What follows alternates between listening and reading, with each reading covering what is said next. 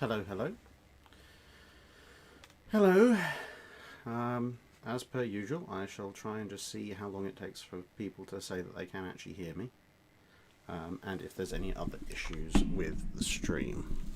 Hopefully there aren't.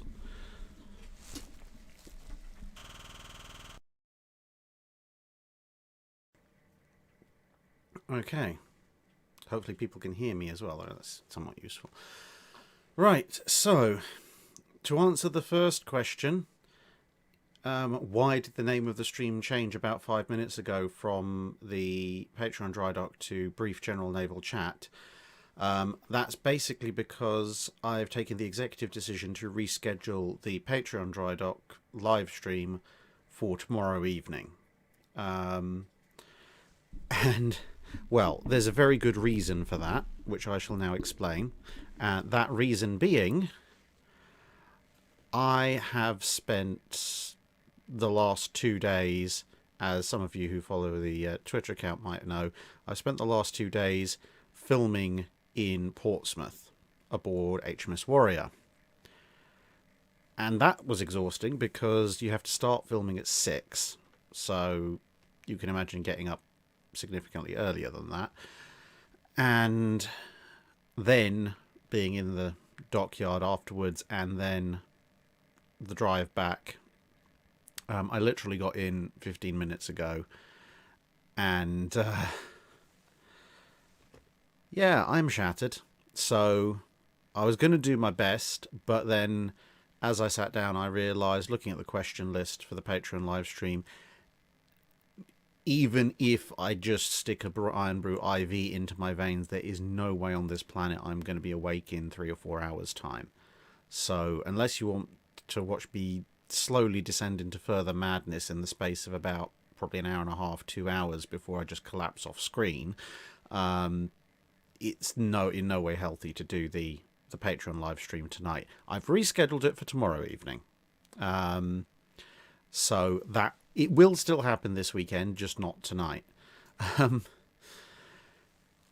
I am, therefore, obviously, I didn't want to just stick a community post up at 10 minutes to go, because that's basically when the computer came on, and say, sorry guys, see you all tomorrow. So I decided I'd come on here and A, tell you in person, but B, also, you know, as it says, brief general naval chat, we can still have a naval chat. So I can answer some questions, but I think probably I won't take it any longer than an hour, because apart from anything else, there's a fair bit to unpack from the trip. I mean, probably got about 50 gigabytes of 4K video to deal with. Some audio will need restoring, I know, because it was very windy. Got lots of nice drone footage, and I managed to pick up a few interesting bits of naval history while I was there. For example, if you ever were interested in what happened with HMS Canopus, obviously we all know Canopus with her mad engineer running up to the Battle of Coronel, and then obviously taking a stationary part in the Battle of the Falkland Islands. But I managed to find in a Portsmouth antique shop the original Canopus log for its period, part of its career before the war. I specifically 1908, 1907, 1908. So I'm going to transcribe that along with the fancy pictures and everything that's in it. A lot of it is course data, so that'll be maps, but there's a few interesting interludes as well. So I'm going to try and transcribe that all and get it published in some manner, so you can get an idea of what life was like aboard a Royal Navy pre-Dreadnought in what's basically the immediate aftermath of Dreadnought being launched. So, to be honest, one of the main reasons why I picked that up was the handwriting, whilst it is classic old school handwriting, is actually legible, so I can, you know, transcribe it without needing an interpreter. Separately, for those of you who are in the States who might have a few dollars spare, I also found in the antique shop the logbook of the USS Minnesota. Now, for those of you who know your American Civil War history, you'll know that USS Minnesota was present at the Battle of Hampton Roads. This logbook, unfortunately, doesn't cover 1862, which is obviously when Battle of Hampton Roads happens, but it is dated 1863 to 1865. So it's basically the logbook of Minnesota for the middle and latter parts of the American Civil War until she was decommissioned. And that should be quite interesting. Unfortunately, I could only afford one, not or the other, not both. And to be honest, I was more tempted to go for the Minnesota one, except for the fact that whoever wrote that one wrote in what I can only approximate as doctor's handwriting. So you're someone who understands that would need to look at it to transcribe it all. But considering that Minnesota took part in at least, well, several operations against forts and a Medal of Honor winning landing during that period, I suspect it might be of interest to one or two of you American viewers. So if you do happen to be interested in it, drop me a message in Discord or by email, and I can pop you the details of the antique shop in Portsmouth. You can have a chat directly with them. So that is that's some of what I've been doing. I picked up a bunch of other interesting books and bits and pieces as well. Thank you very much, the Ugly Steve. So that's the short version. Let's get on with some questions now for, say, probably 40-50 minutes and from now until it's Josh Thomas Moore. Trust me, I have asked that question about that shop several times. He's saying, are you sure this was a shop and not a museum that's selling its artifacts? There's a lot of interesting stuff in there. I mean, to be honest, I only found the Canopus's logbook because the only thing on the spine was the word otter. So, of course, I had to find out what was in a book that was just labelled otter. And it turned out that that was the name of the midshipman who actually wrote the log. Whiskey Delta Golf. What purpose did the pennant numbers serve? This is a follow-up to his dry dock question about Royal Navy pennant numbers. They were basically an form of identification. It depends what era pennant number you're looking at as well. But in the period that the Channel mostly covers, the pennant numbers were... they had different classifications of B, C, D, etc. Although they did swap them around at periods. But the idea was that by reading the letter, you knew what kind of ship it was, and then the number was just a sequential order of that kind of ships, like destroyers or carriers or whatever, except for the ones that didn't have any letter after before them, because they were the big important ones. Thomas Hobarth asking, I know there was enough Yamato versus Aya questions, but what did Colorado versus Nagato look like? So Colorado Nagato is an interesting fight. Obviously it depends on the time period, because of course Colorado 1945 versus Nagato 1945 is a different fight from both of them in 41, which is a different fight for if they're in 1920. But that's all to do with fire control systems and radar. But broadly speaking, obviously Nagato has a speed advantage at any of those times, a fairly reasonable one. Firepower wise, they're close, but I tend to probably give the edge to the American guns slightly. The main difference is armor protection. Nagato doesn't have particularly thick armor, period, for the World War One era, let alone any period after. And that's partly just as a result of having to ditch some of it for speed, whereas Colorado has some fairly substantial armor. So effectively, I think for my part, I think what it would come down to is there would be a kind of an immunity zone where Nagato could shoot at Colorado and not breach its citadel, but Colorado could shoot at Nagato and breach its citadel. And for the playing field to be level, they either have to stay far enough apart that even Nagato's relatively thin armor belt can protect it against Colorado's guns, in which case probably neither side's going to hit much of anything, or Nagato needs to cross that immune zone to get close enough where its guns can go through Colorado's belt, and obviously Colorado's can go through its, but at least it's level. And during that period, if Colorado can land some meaningful hits on Nagato, then it's all over for Nagato. Now, of course, that doesn't take into account the fact that one or the other side might hit something more vulnerable, like the FCS units, etc. But in a very drilled down to basics argument, Colorado has a slight advantage. But at some point this year, I'm going to be publishing a video on why ship versus ship is actually quite difficult to call, and some of which you probably heard in previous videos and indeed just there. Colin Cameron says, I don't want to jump ahead of your Warrior video, but will it contain anything about where she will go when she can no longer be moored and needs a refit or permanent dry dock?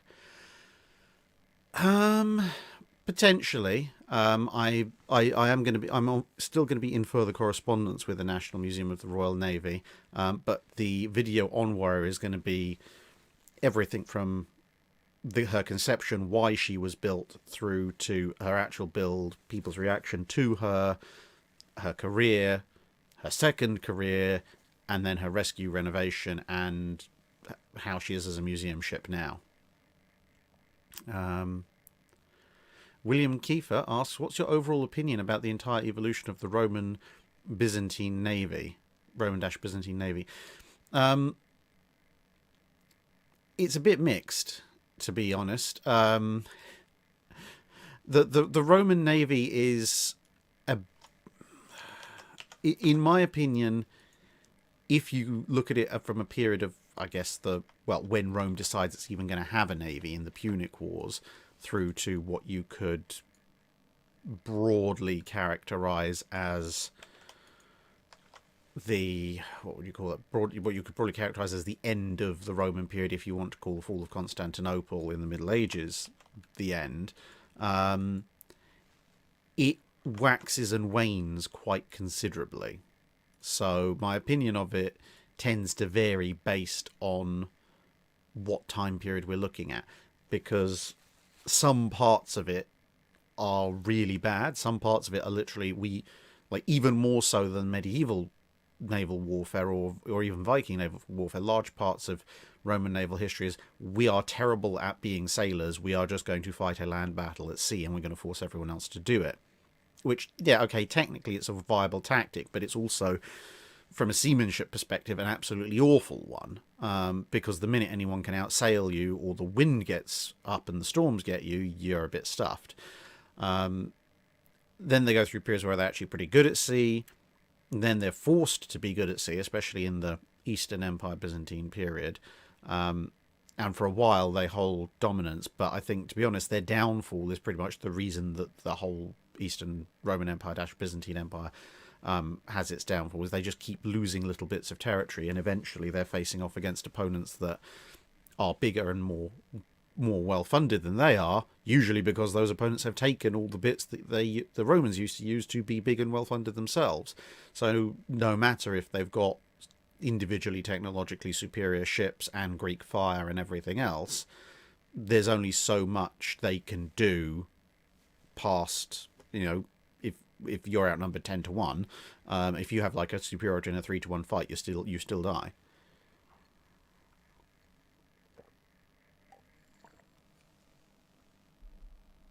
Very pleasant meeting you as well, Harry Jackson.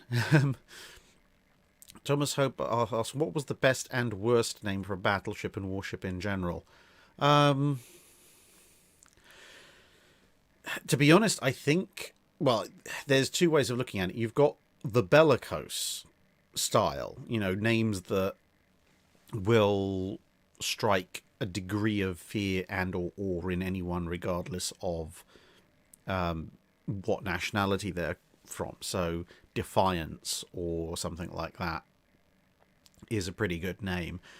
But personally, I think the best and worst name for warship probably has to go to something like the Flower class corvettes, because they're all named after flowers. And yes, there was going to be an HMS Pansy. Someone managed to actually talk the Royal Navy out of that, literally almost just before they commissioned her, to the point that apparently naval legend says cap badges were actually made that said HMS Pansy, but just never issued, but they do exist somewhere. But the others that weren't, the other flower class as well, you got things like Hydrangea and so forth. And they're simultaneously terrible names for warships, because who's going to be scared of hydrangea or rhododendron? Although, to be fair, given the way it overtakes and vandalizes everything, you probably would be afraid of a rhododendron.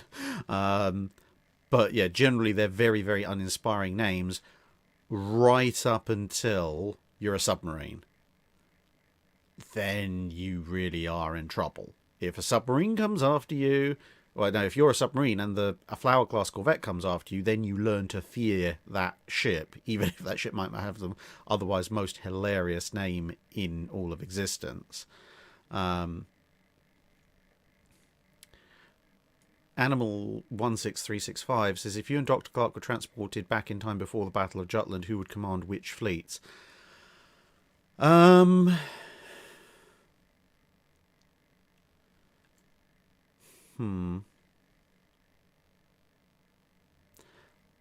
I think it would probably devolve into a fight as to who gets to command the battlecruiser fleet. Dr. Clark would want to command the battlecruiser fleet because he gets to kick Beatty over the side. I'd want to command the battlecruiser fleet, to be perfectly bluntly honest with you, mostly because I get a chance to order Warspite about. But on those grounds, I think we'd probably settle with Dr. Clark commanding the battlecruisers and me taking the Grand Fleet. Because that would be quite funny, I believe. Mark Bass asking, HMS Warrior versus a 3-inch 50 cal.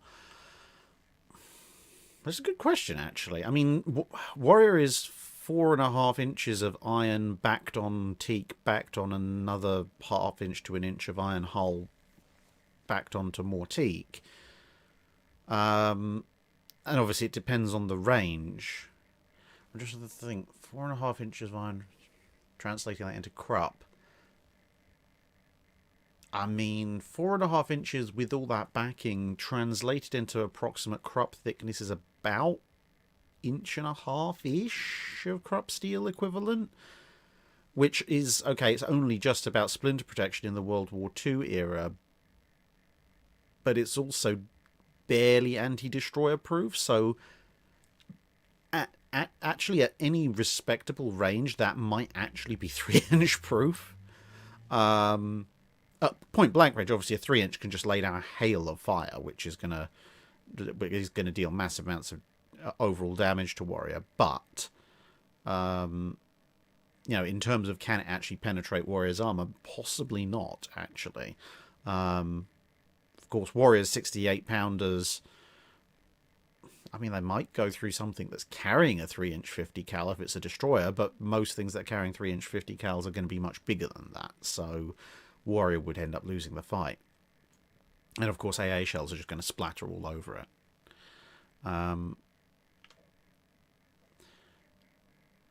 Okay, thank you very much, William Auberchamp. That is, yeah, that's very generous of you. Wow. Thomas Hobarth asking, did battleships really move sideways when firing a full broadside? Technically, yes, but practically no. The laws of physics say that yes, there would have been a little bit of sideways movement, but it's so infinitesimal that it's basic. No one's going to notice.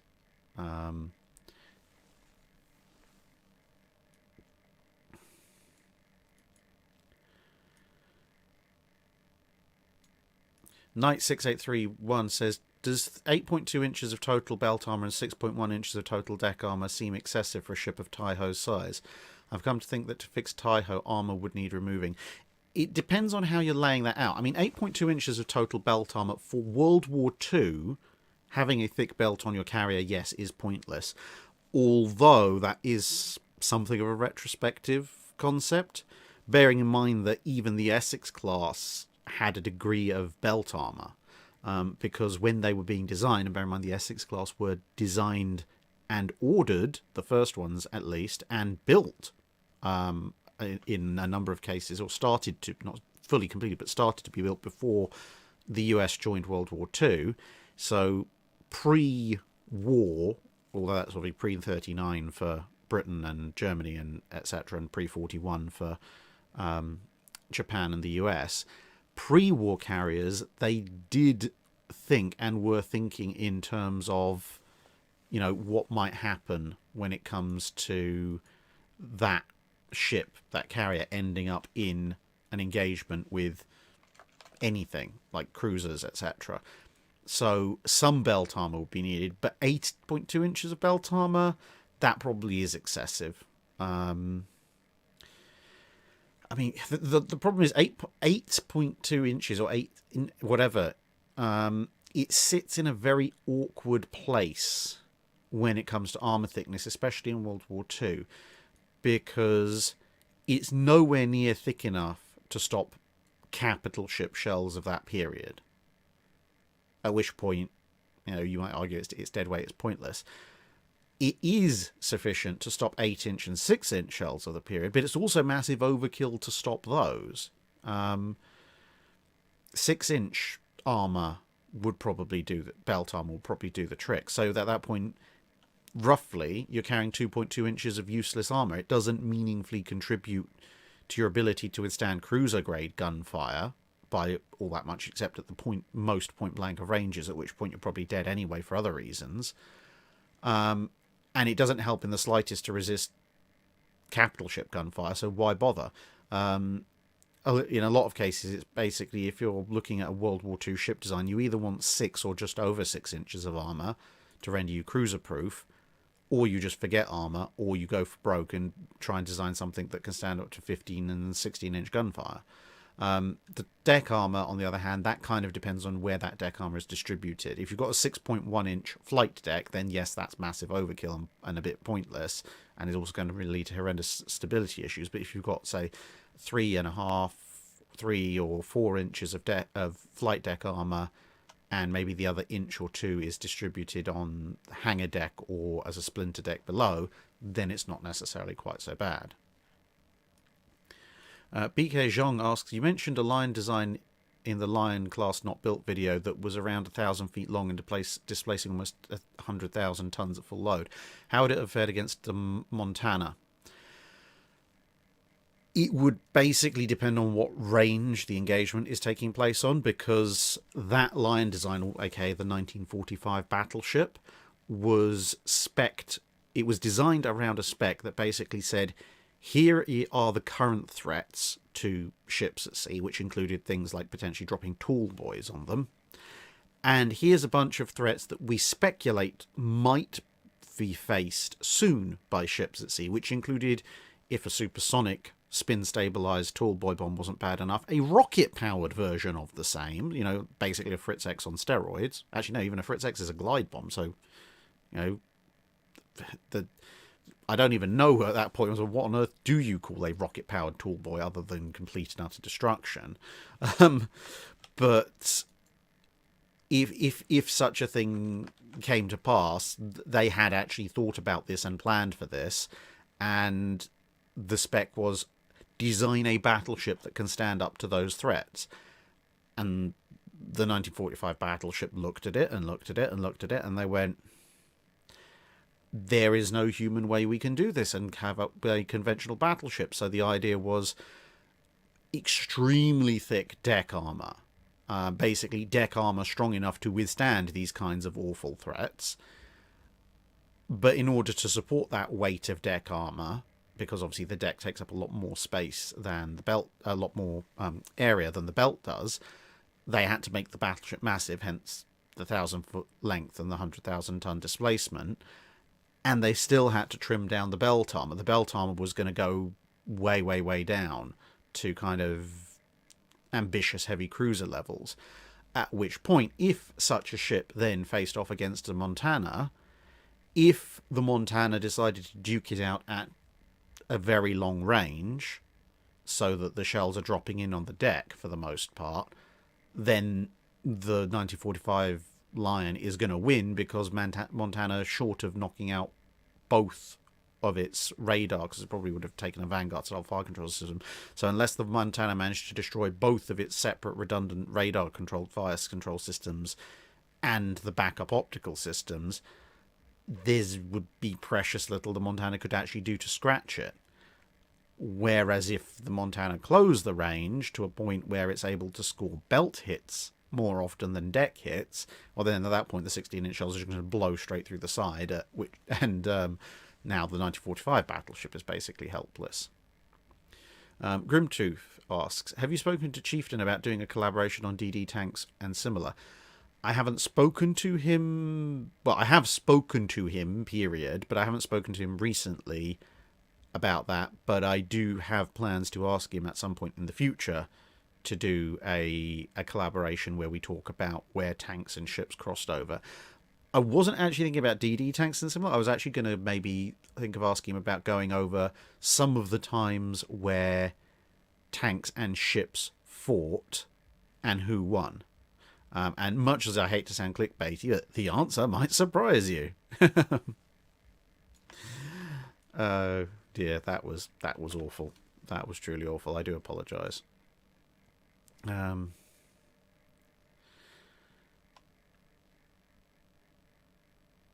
Captain Jack 1138 asks, what type of ship would be most likely to be built from an Essex hull that's not a carrier? A battleship or a cruiser or similar. Well, look at the size of the Essex. They're very big, long ships. You would have to, if you're just going to take the hull.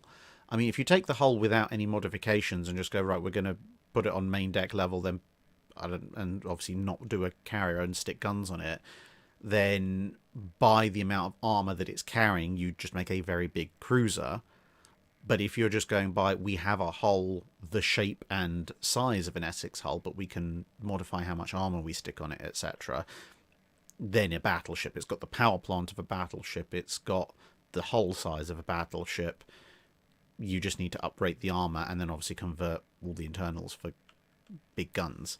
Because building a cruiser out of a hull of that size and power is just completely an irresponsible waste of time and money, unless you're building it like that purely because you have no ability to upgrade the armor that it's been designed with, which is a bit silly.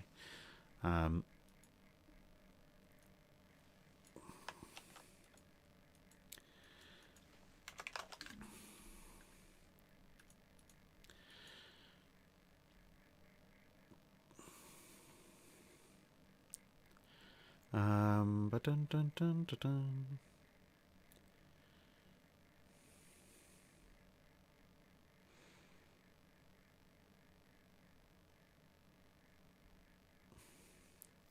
Daniel Taylor, did I explain why the background changed?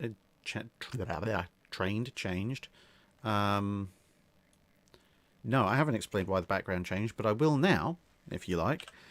So the reason the background has changed is a couple of reasons. Firstly, you've got this bit. So this used to have books in it and various bits and pieces and camera equipment. That no longer does. For those of you who are 40k fans, it's now got a bunch of 3D printed Gloriana class ships. This is the bow of tell how tired I am because I'm even forgetting the names of Gloriana class capital ships. That's the bow of McCragg's Honor. And the Eternal Crusader is floating around there somewhere as well. And there's a bunch of new stuff up here. So this is Duck NFL. This was sent by the World of Warships North America team. So Duck NFL is there. There's a bunch of these funny cans I found. I don't know if the resolution is high enough for people to actually see what's going on. But at some point. Oh, yes. Amnook says, looks like one says omnipotent. So yes. Well done. People can actually read that. So yes, we have gratitude, inspiration, magnificence, antimatter. So 100% genuine gratitude, cold pressed inspiration, free range magnificence. It says not a substitute for magnification. The inspiration may also contain perspiration. 100% pure antimatter economy grade. Inevitability, easy cleanup.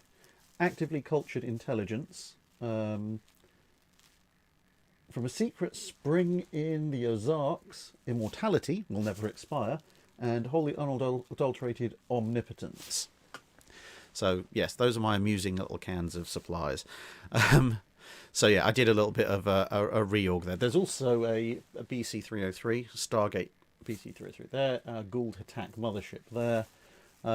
Yeah, I'm in the process of reworking this. Where the books have gone, well, that's another interesting thing. I've started reworking and collating my book collection into a single library room upstairs, which is it's going interestingly.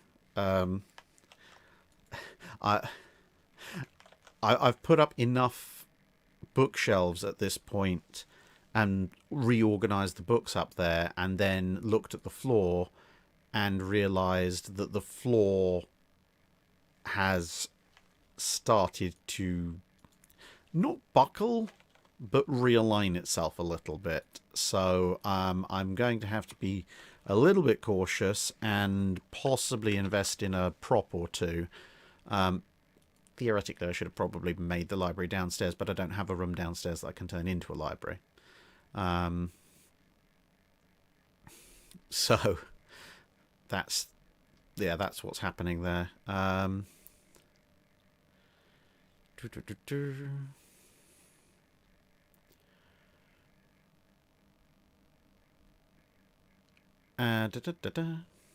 Marcel de Groot, yes, Dakinifel is a worthy collection, a worthy addition to the collection.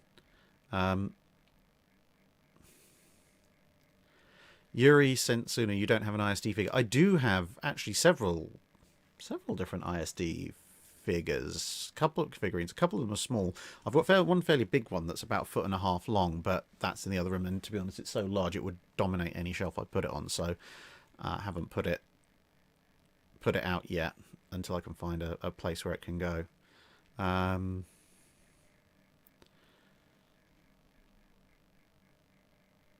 Yes, the T-Rex skull will make a reappearance at some point.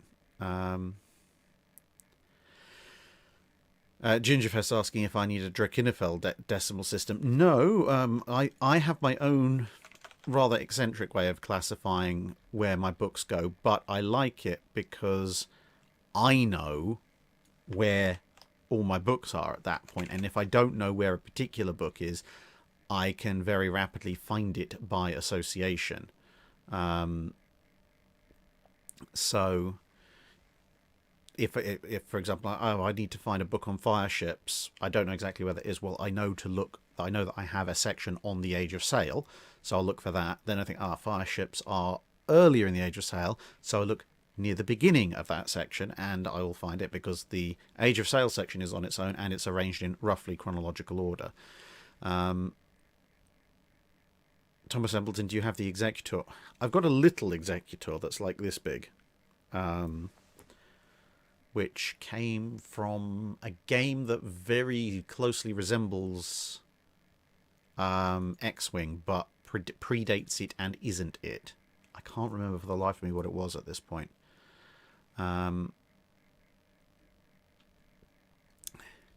Catching up with a few other questions. Samperius, seeing how monstrously expensive a ship of the line, a first-rate ship of the line is, how could the French afford to keep building them for so long?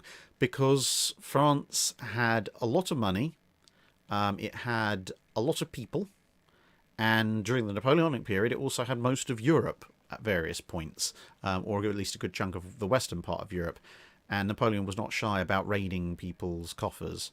Although, interestingly enough, I think, as I can't remember whether it was in last week's Dry Dock or possibly in this Patreon one that's coming up coming up tomorrow, the French didn't have unlimited coffers. So back when they were the Royal French Navy, the loss of several large capital ships, including a number of first rates, to the British in and around the time of the American War of Independence, so things like the Battle of the Saints, the glorious 1st of June, actually caused enough of a financial loss to France that the taxes raised to replace them in large part caused the dissent that culminated in the French Revolution.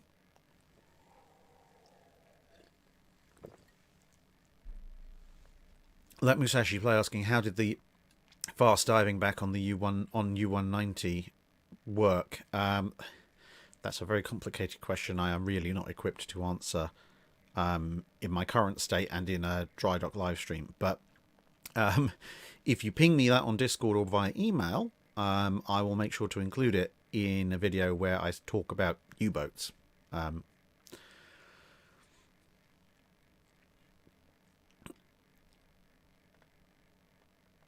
Grey Ghost asking, to increase the 40mm pom-pom shell velocity, why didn't the British just make longer gun barrels for them, since a longer barrel equals more shell velocity to a certain point?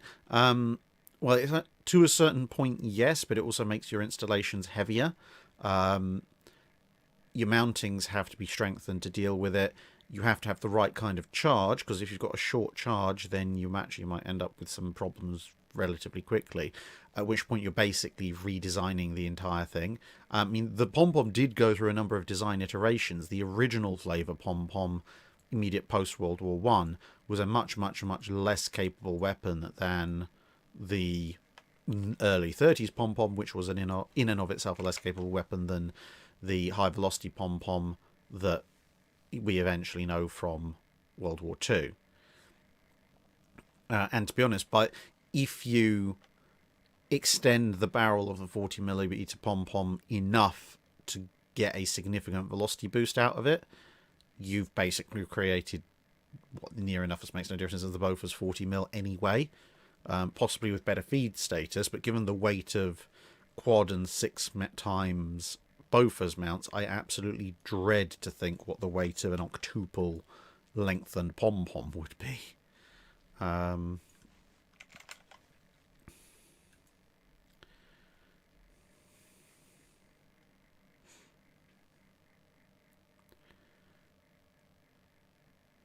Grey Ghost, my email was never on the video descriptions. My email is in the About section of the channel page. And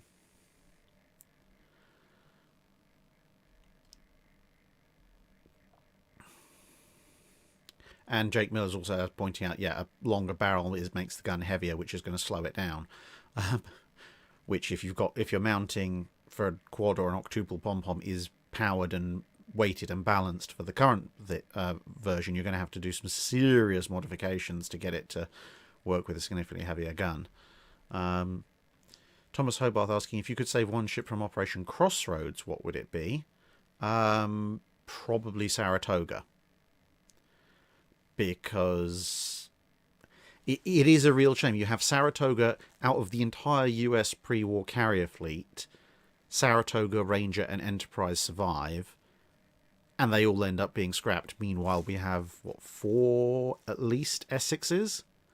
So, yeah, okay, whilst Ranger did survive, there's not a tremendously compelling argument for her preservation, but I think there's a lot more of an argument for the preservation of Saratoga and Enterprise than there is for, a good chunk of the entire Essex production run. Obviously, I'd keep... and I really hate to say this, because obviously most of the Essexes... all the Essexes have reasons why they were saved, but if you put a gun to my head and said, okay, well, you can only have one of the Essexes, but you can have Saratoga and Enterprise in exchange, then the one Essex I would say would probably be Hornet, because of her connections to the space program, as well as obviously World War II service, which Lexington, Yorktown, and Intrepid also all saw.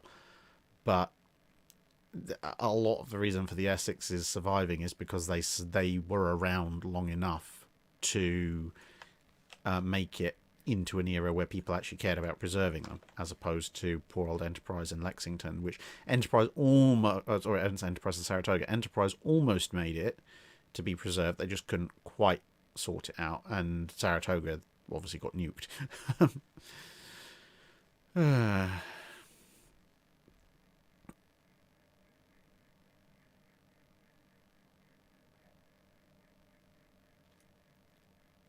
Sage of Irrelevance asks, how would Admiral Lee do if he replaced Nelson during the Napoleonic Wars? Scott Gross Production says,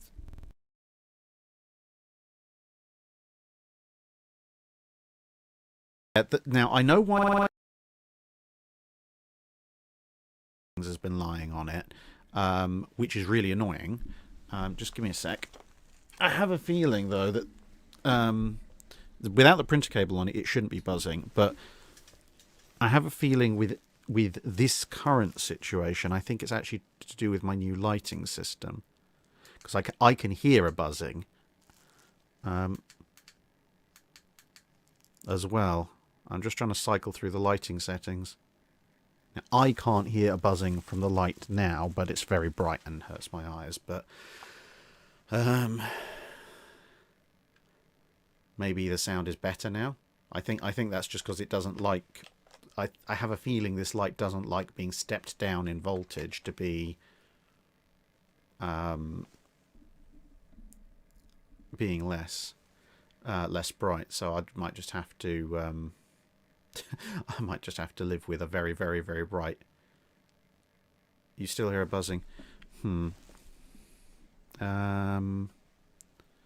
What if I do this?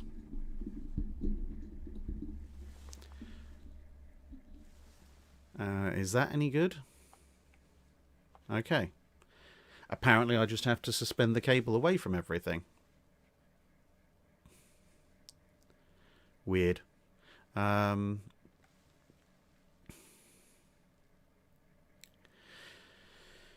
Yeah, it seems to be specific power cables.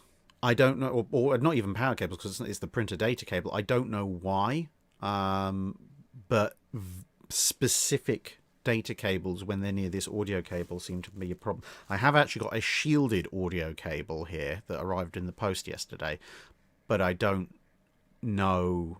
Oh, well, I have to be honest, because I've been filming, I haven't had a chance to plug it in. Streaming sunglasses. I have some sunglasses somewhere, but I can't be bothered to. I also have this. While we're on the subject of random toys, I don't know if any of you watch the Hacksmith channel. You know, they did their lightsaber. Now, obviously, that's an incredibly expensive thing, but they also sell these little mini lightsaber things, which is obviously just laminar gas flow things. So they're fun. Very high temperature as well. Very good for lighting barbecues and fires in the back garden. Monkey of the Smack 419. When might we see the third installment of Nelson and his career? It is going to happen this year. I don't know exactly when it's going to happen this year, because I've obviously done all the filming on Victory. I've refought the Battle of Trafalgar in 1 to 1200 scale on Victory in the Great Cabin, Nelson's Great Cabin, which was a fantastic experience. But I need to... There's a bunch of extra stuff I need to do. So I need to process all the video that I've taken, sort out how I'm going to use it. I need to actually record the script I've written. And there's a few other historians and other people who'll be making guest appearances. One or two of which you've seen on the channel before, others of which you won't have. Some of which are, well, I mean, they all know what they're talking about, but some of them are proper specialists in this precise field, you know, 18th century naval gunnery, etc. And hopefully, once I've got all of their bits lined up and recorded as well, then I can mesh the whole thing together. Plus, I'm trying to put in some 3D effects. I've commissioned some artwork, specialist artwork for it. I've got to do a lot of editing to the actual videos as well, because when I've got video pans across the battlefield that I set out with the miniature ships, obviously you can tell which ones are Spanish, which ones are British, which ones are French, but good luck figuring out, apart from maybe Santissima Trinidad, apart who is who other than that. So I've got to put, you know, tracking floating labels in, so you know what's... But basically I'm going to put more work into that single video than I've put into, I think, any video since the Jutland series put together. At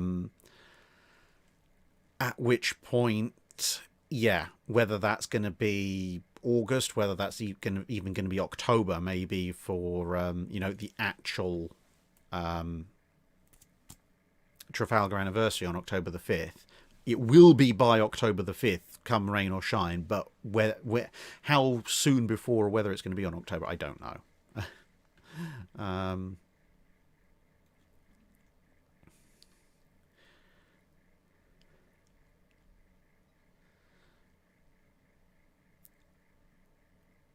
Yeah.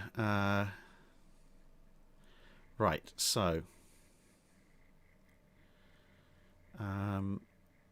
yeah, Paul Amos putting out shielded cable should help. So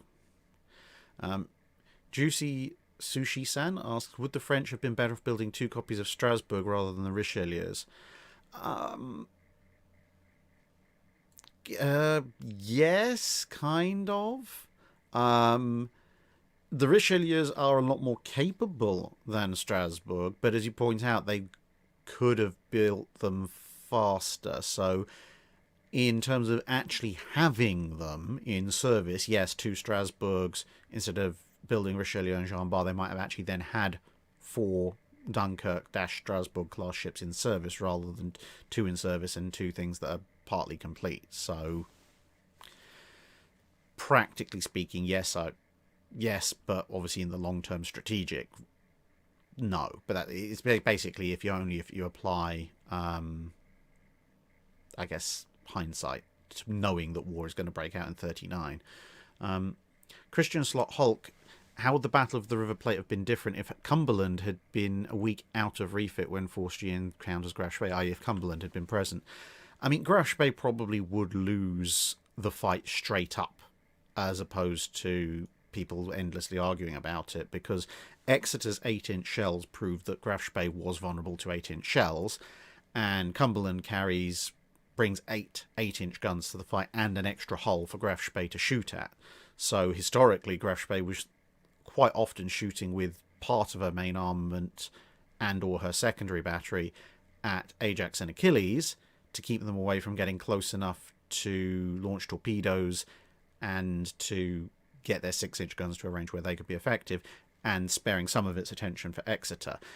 If Cumberland and Exeter are going down one flank and Ajax and Achilles are going down the other, or maybe one Leander accompanies each 8-inch cruiser or something like that, Graf Spee at very minimum has to dedicate an 11-inch turret to each of the 8-inch cruisers, which then means that Ajax and Achilles can only be engaged by Graf Spee's own torpedo launchers and the secondary battery. And if that's going to happen, that's probably they've got into range to launch their own torpedoes and secondaries. And if Cumberland starts hitting, as well as Exeter starts hitting with 8-inch, I mean, it's a 4v1 fight. Graf Spee isn't going to, very, very likely, isn't going to come out of that. Jake Miller, when is the Kobe Warspite happening, or will you get HMS Hood? I don't know if I'm going to get the Kobe Hood. The Kobe Warspite will probably be in the next couple of months. Yuri Setsuna, I heard people were trying to destroy Graf Spee. Well, I think she's fairly destroyed already. The New Jersey Museum Channel made a video about it. Yes, I've seen that. That's on my watch later. I haven't had a chance to watch it yet. I will have a look at it at some point. Whiskey Delta Golf, HMS Habakkuk, how do you sink her with World War II tech? Why are people... I'm not that popular. Why are people sending me messages at this time of night? Go away. Anyway.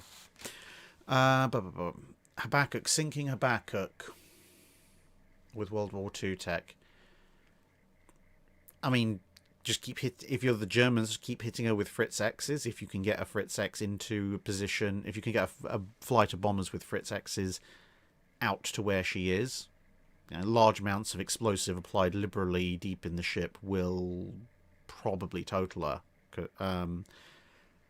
Because, putting torpedoes into the side of a Habakkuk as designed is just going to be an exercise in frustration, given the accuracy of the time period. But outside of just dropping lots of Fritz X's on her, there's not a tremendous amount you could do to her. Unless maybe, I don't know, you took Tirpitz, sailed her right up as if you were about to engage in a boarding action and then detonated their magazines. That might do it.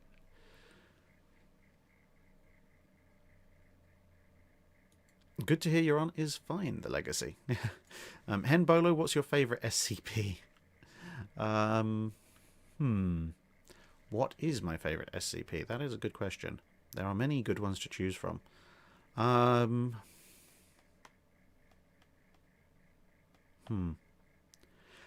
Probably the Gears. That's SCP, I think it's 939? No, 939 is the one with many voices. Not good.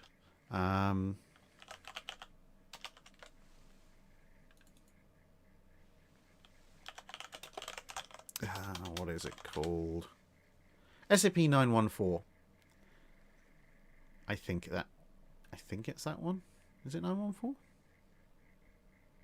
Yes, SCP-914 is my favourite SCP. I would have so much fun playing with that. Infinite IKEA is good as well. Infinite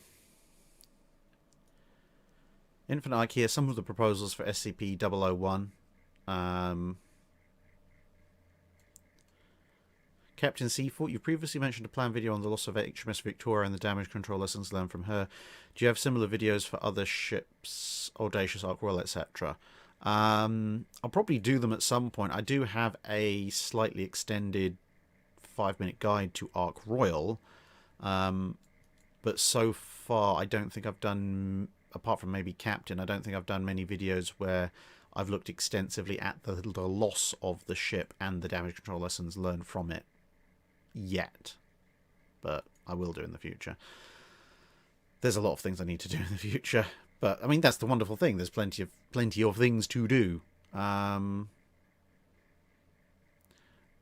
Hobarth, if the Japanese fleet of 41 had a fight with the US battle fleet before Pearl Harbor, what would be the outcome? I mean, on paper, the Japanese, if they actually had a fight, would lose, because if it's before Pearl Harbor, they don't have Yamato and Musashi. They have the Fusos, the Isseis, the Nagatos, and the Congos. They have 10 ships. Assuming, we're being generous, assuming everything's in service all at once. Excuse me. And the Americans have 15. Granted, that includes Arkansas, but quantity is a quality all of its own. The Americans have 3 Colorados versus 2 Nagatos, and most of the rest of the standards have 12, 14-inch guns, which the Fusos and the Isseis do have, granted, but the Congos don't. So, yeah, a pre-Pearl Harbor fight of the battle fleets would result in the Americans winning, assuming everybody piles all their ships together, which of course neither side would actually do. The sole caveat to that is, of course, that the Japanese can leave the Fusos and the Isseis as sacrificial lambs for the slaughter, and the Nagatos and Congos have the speed to just run away. Archangel Glenn, assuming all crews are of equal training, who would win, Rodney, Congo, or Pennsylvania? Rodney. Congo doesn't have the armour to stand up to Rodney's guns. Rodney does have the armour to stand up to Congo's guns, so Congo can run away or die. And Pennsylvania is an early standard. Rodney is the product of the entirety of the 1910s. It's an early 1920s ship. So Rodney has, again, bigger guns, is faster than Pennsylvania, albeit not by much, and also has thicker armour. So everything else being equal, Rodney should come out on top of that. White Lancer asking, who would win, 5 Fletcher-sized Yamatos or 1 Yamato-sized Fletcher? Probably the Yamato-sized Fletcher, because a Fletcher scaled up to Yamato size, its 5 main guns, whilst being large, would be entirely practicable, and it would have loads of torpedo launchers. Whereas 5 Fletcher-sized Yamatos, thanks to the square cube law working in reverse, even if you downscale the gun turrets to destroyer-sized guns, is going to be so horribly unstable they'll just probably roll over and sink.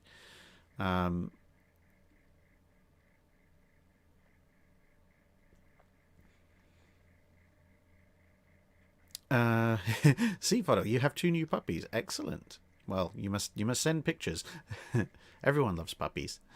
Colin Williams, would carriers have been better suited to conversions into missile ships over cruisers or battleships in the post-war environment?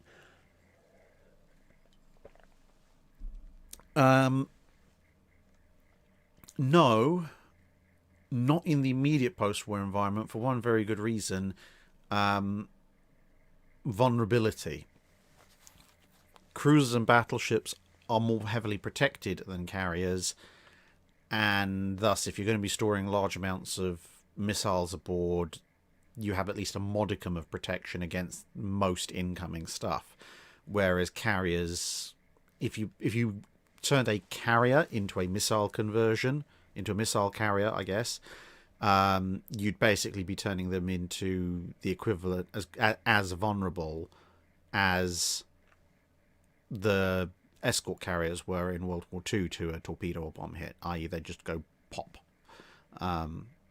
Which, if you don't mind that, is not a problem, but I suspect the crew might have something to say about that. Chazix asked, what do you think about SCP-4217, aka Bismarck? It's not a bad SCP, actually. I do actually quite like it. At one point, I was actually writing... I actually wrote a partially complete entry describing the channel as an SCP entry and linked it to 4217 in a way. Maybe at some point when I've got some spare time, I might finish fleshing that out. I've always wanted to be an SCP somehow, for some reason. I'm not entirely sure why, but there you go.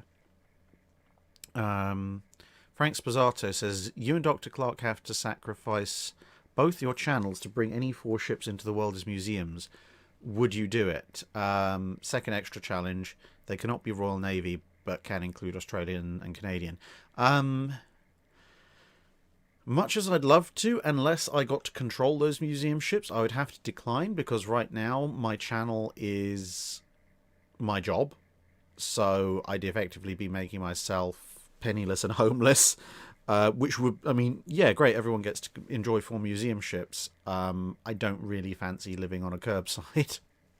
So, yeah, I would do a qualified yes if I got to be in charge of the museum ships, because then I'd have an income stream. Fushi Smith, what is the history, design, construction, function, and use of the poop deck on ships? It's, well, by the time of the age of the Napoleonic Wars, it's basically the last legacy of the galleon era, but it's one of several, in this case, aft decks that were built up into the stern castle. And you know, you had quarter decks, half decks, all sorts of variously weird and wonderfully named decks that are gradually whittled down and down and down as first the forecastle disappears entirely, except bizarrely in name. The forecastle hangs around as forecastle, but no one ever foreshortens aft castle to, like, I don't know, aft castle or Stacastle. That sounds like something from up north. The Stacastle of the ship. Yeah, that never caught on. But even though for the longest period the existence of the poop deck meant there was a slight holdover of the stern castle on ships long after the actual, you know, raised part of the forecastle was gone. So, yeah. Bit of a weird one, that. I actually have managed to get, and those of you who are into naval books will know how hard this is to find. I actually managed to find the complete 4-volume set of the guide to the 74-gun ship of the line. So that at some point I will have to use that to basically tell you how to build a 74-gun ship of the line, which will then explain all the decks at the time. Aluminium Fence, are you mocking Northerners?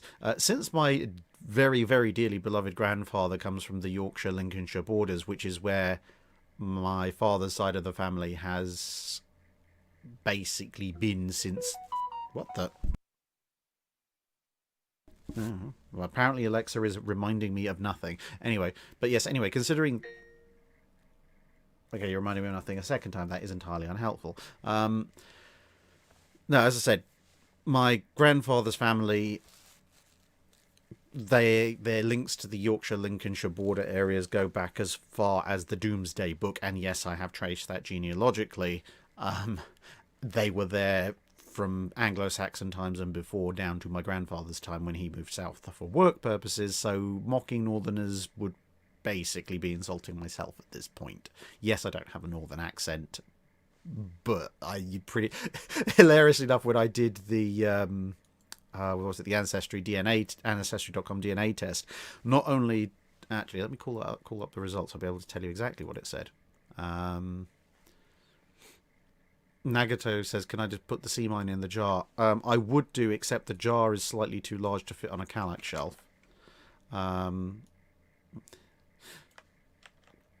That'll be a thing for when we move back into the conservatory. Now, where's my ancestry thing? Because I always found this very hilarious. Discover your DNA story. Thank you.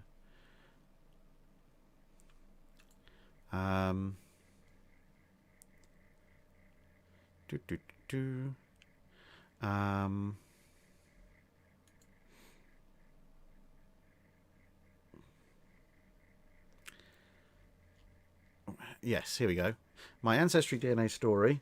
I'm 42% indigenous Americas, Bolivia and Peru, specifically Bolivia. So congratulations. Well done. You got that accurate. And I'm 30% England and Northwestern Europe.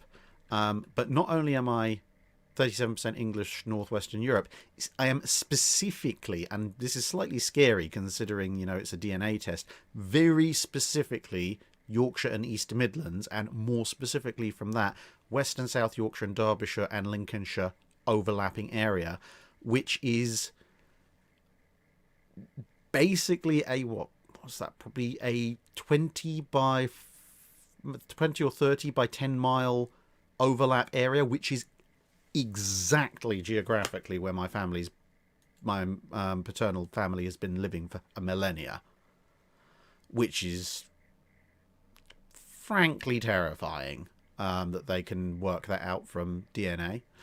And if you're interested, because of course 42 plus 37 doesn't add to 100%, the other elements are 6% Scottish, 5% Welsh, 5% Sweden and Denmark. I do know where that comes from, actually. That's a separate story.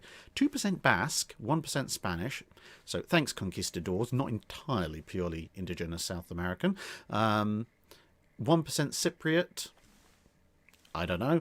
And less than 1% Portuguese. Possibly part of the Spanish conquistador bit. I'm not entirely sure where the Cypriot element comes from. Everything else I can account for. The Welsh connection probably comes from a distant ancestor of my grandmother's. I know the Swedish Denmark connection is from my grandmother. Scotland, let's face it, it's the north of England. There was going to be a Scotsman somewhere in there. Yeah.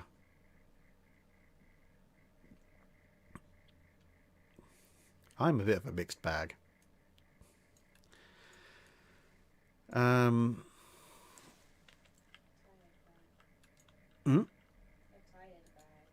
Yes, Mr. Drake is reminding me that I am very, very tired.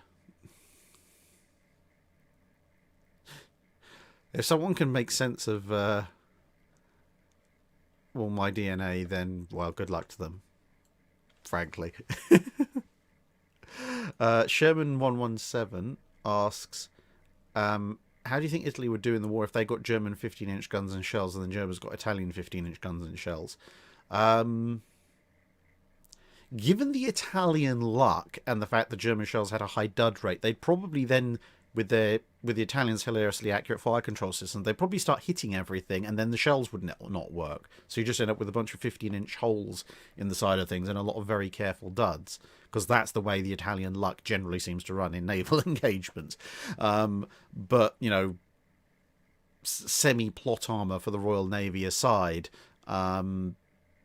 the Italians would do a lot better, because, if they had German 15-inch guns and shells, the odd dud aside, they would actually be doing a significant amount of damage based on the number of straddles that they got in the various engagements. If the Germans got Italian 15-inch guns and shells, everyone would laugh uproariously, because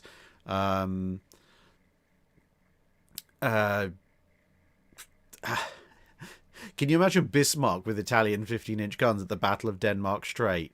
Like it fires at Hood and I don't know, hits Iceland, or maybe it fires at Hood and hits Prince of Wales. Oh, that would be funny. Jacob Moss, if von der Tann is not scuttled but beached and then sold to Sweden for whatever reason, could they refit her with Swedish 11-inch guns? Don't see why not. And if so, how useful is she in the Baltic? Somewhat. I mean, a refitted von der Tann is not, on paper, not quite capable of going 1v1 with a Gangert, but if the Swedes kept her in decent condition, then compared to the state the Gangerts were in and the state the Gangerts crews were in once the Soviets had finished with them, you probably had a half-decent chance. And what full rebuild could she get in the 30s? Well, modern machinery, basically. Modern machinery, more deck armour, more anti-aircraft guns. Given it's the Swedes, they can probably stick Bofors all over her in exchange for the secondary casement batteries.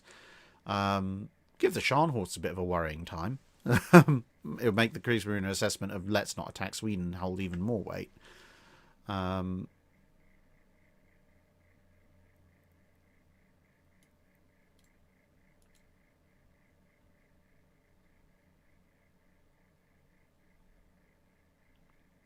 So, Pendon Harley says, a display on USS Laffey notes the Sumner class has an internal passageway allowing interior access fore and aft, while pre-war destroyers did not. Did this affect ops of earlier ships in bad weather? I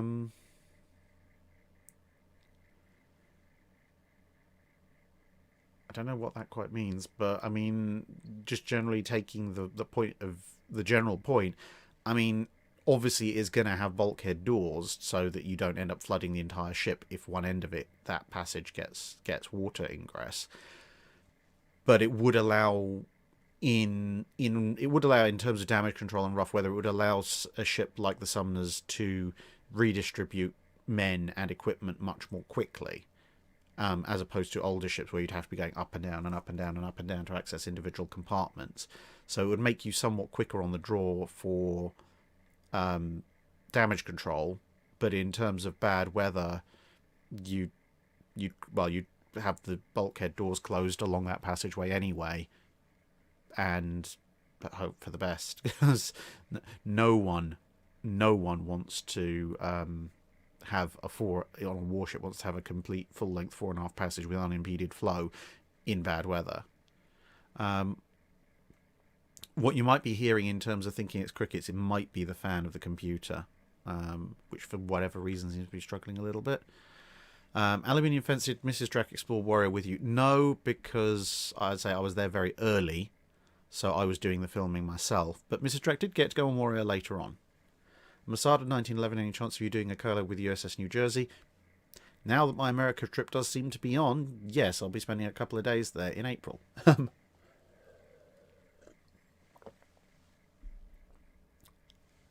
I do need to start wrapping this up soon because we're already 10 minutes over and I can feel the energy fading. I'm in that slightly hyper stage before I collapse entirely. Mark Bass asks, what's the oldest photograph of a ship firing its guns in anger? Oh, in anger. In anger, I don't know off the top of my head. I know there's photos of the Battle of Tsushima. So that sets the bar at 1904. There are photos of the ships present at the Battle of Lissa, but I don't think there are any pictures of photographs of the Battle of Lissa itself as it happened. Let's think. I own a few photos of various ironclads of the 1870s and 1880s periods firing their guns, but not, as far as I'm aware, in anger.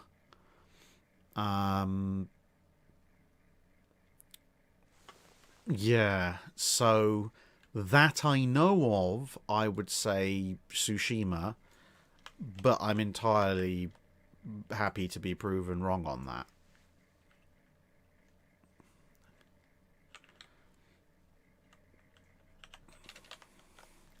Ninja X Alpaca. Is there a detailed report or book on the repair of the Yorktown in Pearl Harbor? It's been an achievement that's fascinated me. I'm fairly sure that there would have been a report produced. So yes, the report does exist. Whether or not it's available digitally is another matter entirely, but I'm 99.9% sure there is a detailed report that the US National Archives will hold if you ask them nicely enough. As far as a book on it goes, I don't think there's a book. I don't know of a book specifically on it. There are a few books on Yorktown generally that might have a chapter or two dedicated to it. Scooter JSP, if you're going to be in Charleston on your US trip, will you be going to the CSS Hunley exhibit? I will be in Charleston. Whether I'll have the time to go to the Hunley exhibit is that's a little bit up in the air. Daniel Silverthorne, Königsberg versus Oyodo in a glass smooth sea. If it's a glass smooth sea, if it's a glass smooth sea, I'd probably give it to Königsberg. I think I'd probably broadly give that fight just about to Königsberg. I mean, either side hits each other, they're in massive amounts of trouble, but without the seakeeping issues that really kick them in the shins, as small and as light as it is, the other systems aboard Königsberg, fire control, etc., I'd probably give it a slightly better odds of taking down a Yoda than vice versa.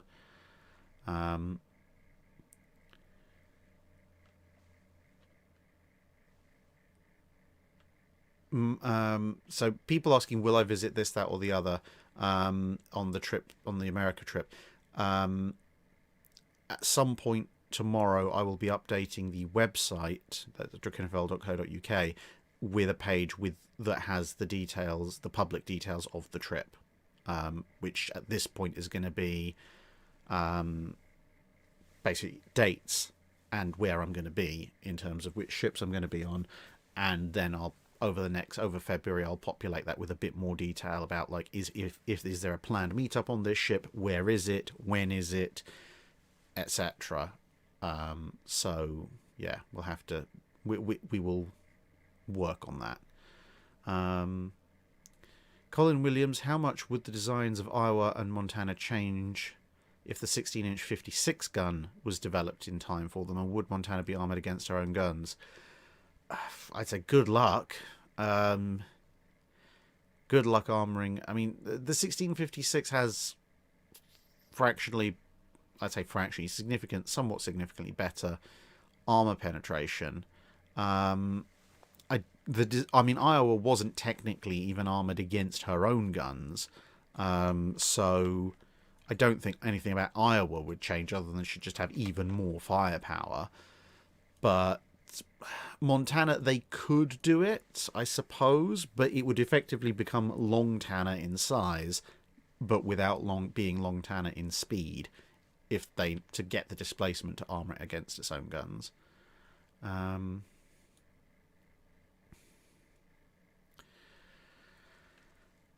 Yamato, the Legacy asks, a Yamato-sized Fletcher class USS Johnson, could that single-handedly win the Pacific? Can't be in everywhere at once. Also, Yamato-sized Fletcher's torpedo. At that point, you're basically launching a small submarine every time. So, I mean, it would basically be like Campbelltown, except underwater. Thomas Hobarth, what is the status of the U-571 video? Still in dispute because I haven't managed to find any lawyer with the appropriate qualifications to help me take the case on, who didn't want to charge extortionate fees or actually bothered to return my emails. So because the thing is, then the next stage I have to take if I want to get that video back and host it on YouTube is to officially challenge their DMCA claim, which means that if YouTube rules in their favour, I get a formal copyright strike against the channel, which I don't want. So I want to have absolutely everything, you know, I's dotted, T's crossed, if I'm going to challenge them. And to do that, I need to hire a lawyer who, you know, is knowledgeable in that field. And I need to, unfortunately, I also need to hire a lawyer who's knowledgeable in that field, who's not going to charge me like 3, 4, 10 times more than I'm actually ever going to make from the video. So, because that would be a bit of a stupid thing, like, you know, pay them all this money and then only make a fraction of it back just for the sake of having the video up.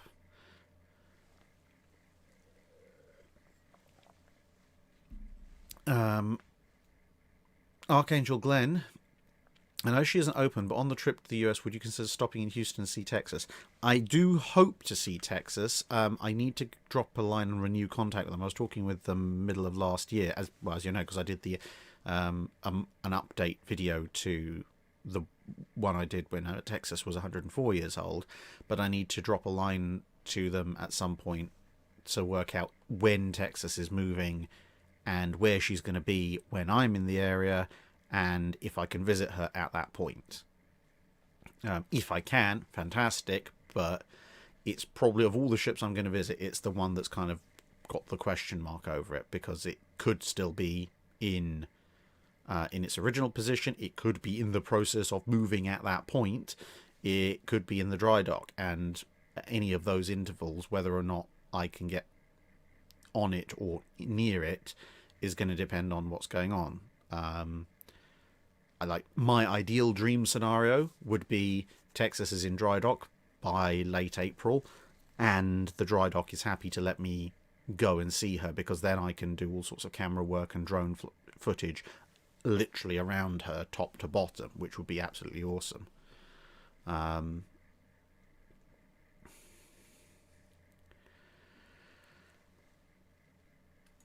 And then Detolf Kreuzer says, there used to be a large Basque population living in Potosi, where the colonial mint used to be. Do you know if you had any ancestors from there? Yeah, I don't have particularly fond memories. I have fond memories of visiting Potosi, but ancestrally Potosi is not a good place for native Bolivians. But yeah, that's another story entirely. I'm not. I could ask my mum. I'm not aware strictly, but my mum and her family historically are from Cochabamba and Oruro. Not so much from Potosi, but it's possible if you go back far enough, they might be.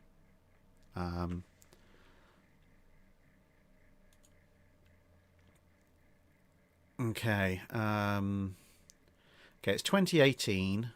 Well, it's 2022, but it's 2018 time-wise. That also doesn't work, because 2022 is also time. And it's 18 minutes past 8 in the evening. Let's try that. So let's say 12 minutes, wrap it up at 8:30 on the dot. Otherwise, Mrs. Drakus can start throwing things at me. Frank Spazar says, use another video platform. Yeah, could do. I have to find somewhere to host it at that point.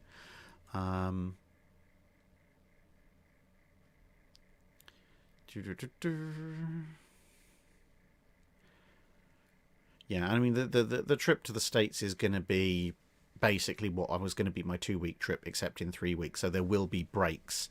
I will be taking days that are basically rest days for myself, or days where I'll be visiting places which I just need to visit on my own. So those days will just be marked blank or private or something like that.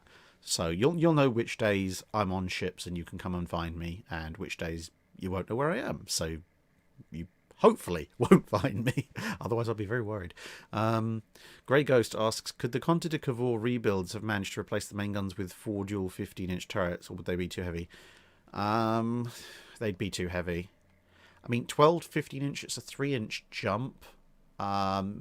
It's not entirely out of the question you might be able to design a compact 15-inch gun turret to replace the triple 12s. It would be a bit of a stretch, but you could do it. But the problem is that the Cavors are triple 12s and or triple 12.6s after they've rebored them with twins above, and there's no way you're fitting a usable twin 15-inch in the same space and barbette width of a twin 12. You'd basically at that point have to completely not just modernize, rebuild, but rebuild the ship, as in like cut it into thirds at the twin barbette point and insert a plug to lengthen the ship to get the space, at which point it's just no point doing it.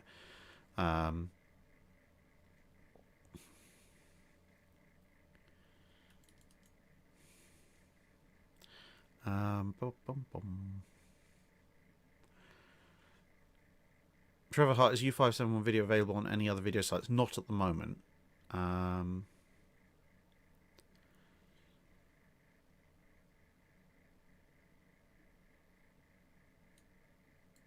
Frank Bazaar saying use Rumble. Well, this thing, I've not really looked into any of these other sites, so I don't know. It may be viable, may not be. I've not even heard of Rumble until this point, but I guess it's an alternative. It's an alternative video hosting site.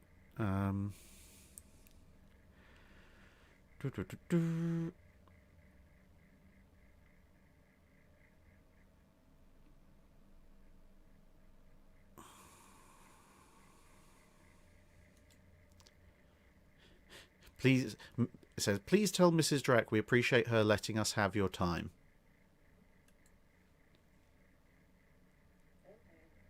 She says, okay. IO2 asks, what if the Royal Navy decided to creatively interpret the 35,000-ton battleship design limit like the Japanese did for the King George V? What would they likely do to improve over the historical ships and the likely butterflies?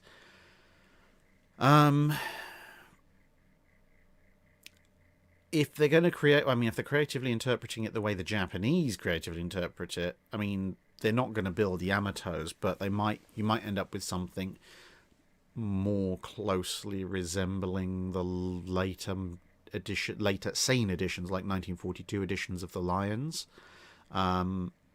If they're just creatively interpreting it in a manner like the Italians did with the Littorias, of insisting that they were 35,000 tonners, and people knew they were lying, but maybe thought they were exaggerating just a little,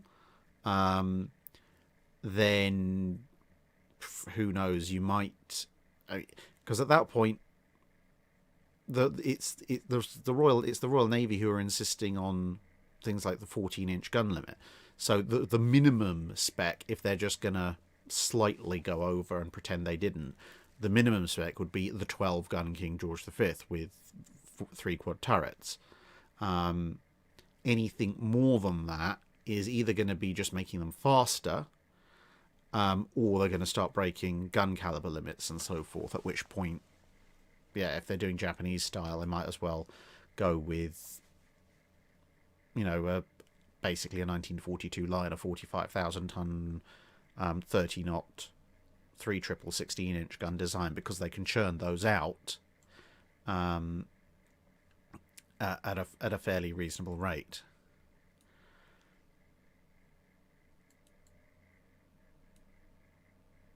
Stephen Bond asked, if you were given the task of building up the high seas fleet in the 1890s, would you have advocated for a battle fleet or a cruiser fleet?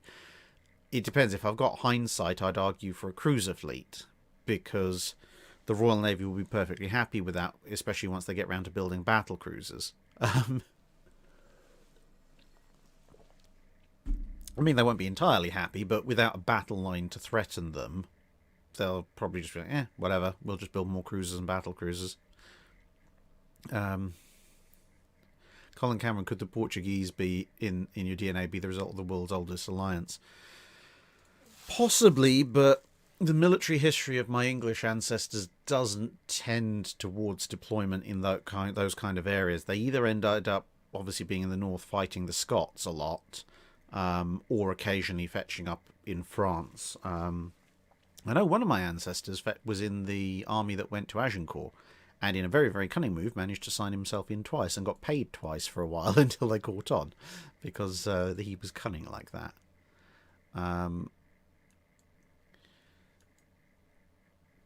So yeah, again, in terms of people asking which ships am I going to be visiting, just check the website late afternoon tomorrow, and there'll be a schedule with dates and which ships I'm going to, and then you'll see where I'm going. Otherwise, I'll just keep repeating myself here. Got 5 minutes.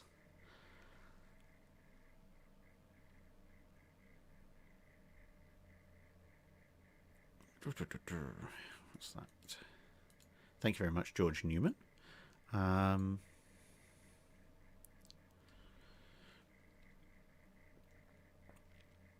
Kevin, which sinking could be more attributed to carelessness, or HMS Audacious or SS Britannic, both with watertight doors open? I mean, technically, without going into anything else, it would just be Audacious because she's a warship. So, Britannic is a civilian ship brought into semi-military, well, brought into wartime service.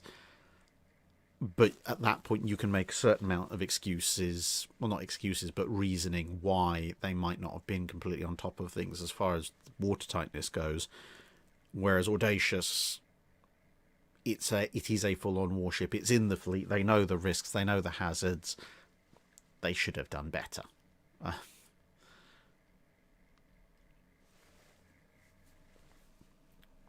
Mark 63, Repulse only sits in about 70 feet of water, is that right? It doesn't sit in any water anymore. It's been grave robbed, unfortunately.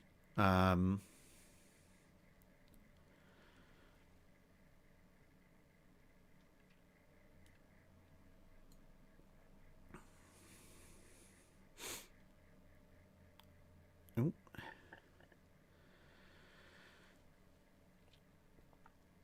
Let's have a look. 3 minutes. Ernest Tan, what if Craddock Coronel had detached Otranto and sent it westward while he fled south to catch up to Canopus?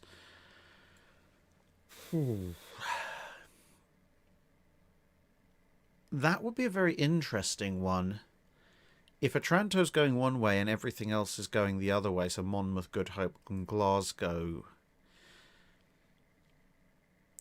elements of von Spey's fleet are still fast enough to overhaul anything except Glasgow. But von Spey's fleet might end up strung out in the pursuit. And individually, his smaller, faster ships overhauling Monmouth or Good Hope might well lose against either of those. Unless and until they get support quickly enough. So whether von Spey would let them run after them is another matter. I don't think he would. I think he would press his chase because he can probably either keep up with or very slowly overhaul Craddock anyway. So I have a feeling it would end up being a very long chase with Craddock gradually being overhauled, and then it would be down to basically would the slow overhaul take place quickly enough before he found Canopus, because if he does find Canopus, then von Spey's not going to engage. He said as much.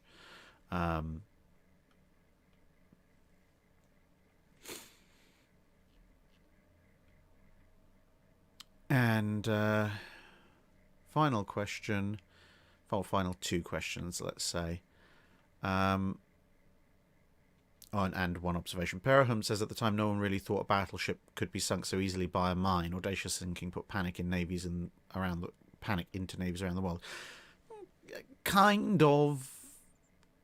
I mean, there had been battleship losses to mines in the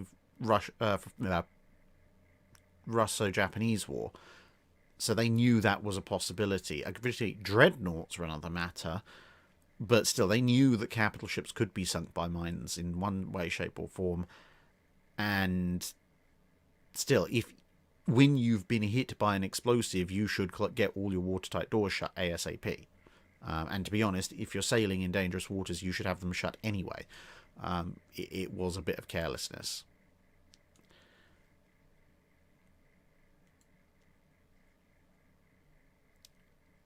And so the last one I'm going to go, the two questions I'm going to go with, IO2, how effective would the Dutch 1913 battleship proposal have been?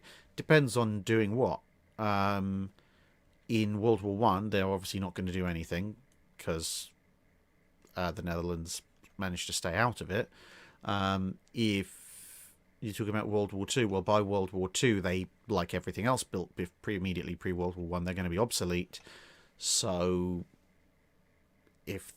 unless they're heavily modernized, if they're heavily modernized in the interwar period, then, I mean, the Japanese still have the forces to overrun them, but the Japanese are going to have to take a bit more care and attention about doing so. So, they'd have to gather more forces to go after them. And if they gather more forces to go after them, if we were talking about historic World War II, then that could delay their assault on ABDA command, because the Dutch battleships, if they're modernized, are probably going to be part of ABDA command, which, if that buys time for ABDA command, it could be good, because, you know, it delays the Japanese advance. It could be bad, because it could mean the Japanese then just show up with overwhelming air and sea power and sink them anyway. But unfortunately, it's a very, very open-ended set of possible scenarios. Nagato 2044, I'm not posting the Midway film review that I did with Justin and Military Aviation History until I've sorted the U571 issue. But basically, my policy at the moment is I'm not going to put the work into, well, in Midway's film case, we've done the research and the review part, but I've still got to do a bit of the editing and the hosting part, and in other film cases I've got to do the whole thing, you know, watching it, reviewing it, etc. from scratch.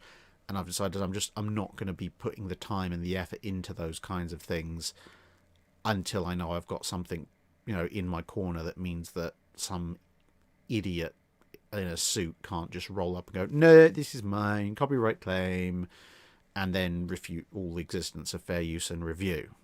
So, yeah, basically, film reviews not happening until further notice, unless and until I can sort out the U571 situation.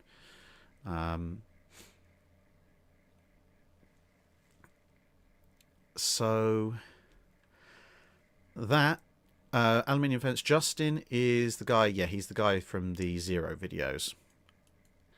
So, with that said, yeah, I can feel the fatigue overtaking me.